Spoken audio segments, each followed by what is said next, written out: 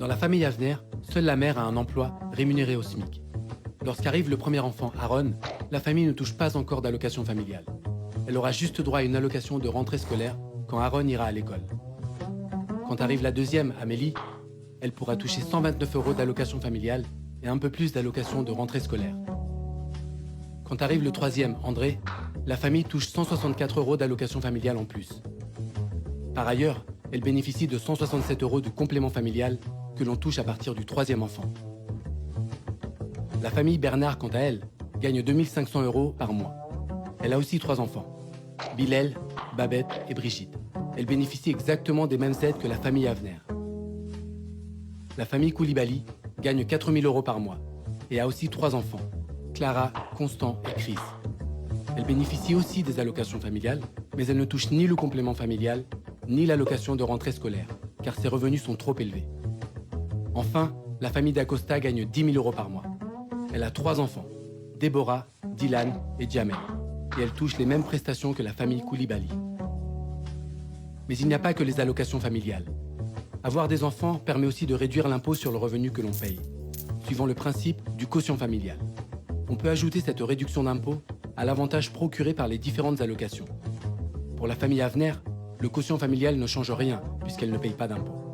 Pour la famille Bernard, le fait d'avoir 3 enfants permet de réduire son impôt de l'équivalent de 76 € par mois. Pour la famille Koulibaly, le gain est de 191 € par mois.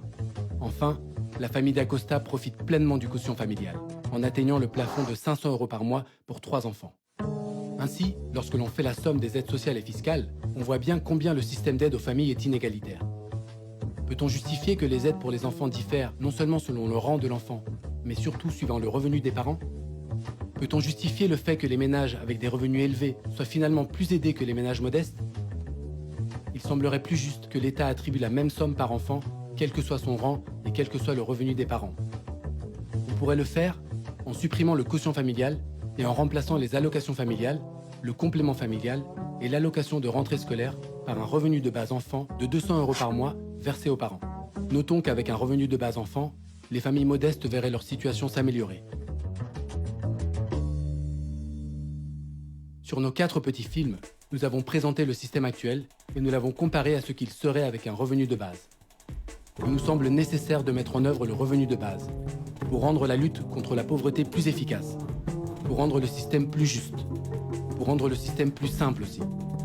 Mais surtout, parce que nous défendons l'idée d'un droit universel à un revenu de base, au même titre que d'autres ont défendu le droit à l'éducation, au congé payé et à la sécurité sociale. Et parce qu'un revenu de base pourrait être au fondement d'une société qui choisit de donner plus d'autonomie et plus de liberté à chacun. Si nous sommes partis d'un montant équivalent au RSA, ce n'est pas par conviction, mais par souci de pertinence pour la comparaison et de pragmatisme. Nous pensons qu'il revient à la communauté politique qui le met en place de choisir démocratiquement le montant du revenu de base. Toutefois pour nous, le revenu de base a vocation à améliorer la situation des plus démunis. Il ne doit donc pas être un prétexte à une remise en question de l'État social. Il existe un portail d'information sur le revenu de base. Il existe aussi un site de simulation qui vous permettra de voir avec plus de précision ce que le revenu de base changera pour vous. Vous pouvez visiter ces 2 sites pour aller plus loin.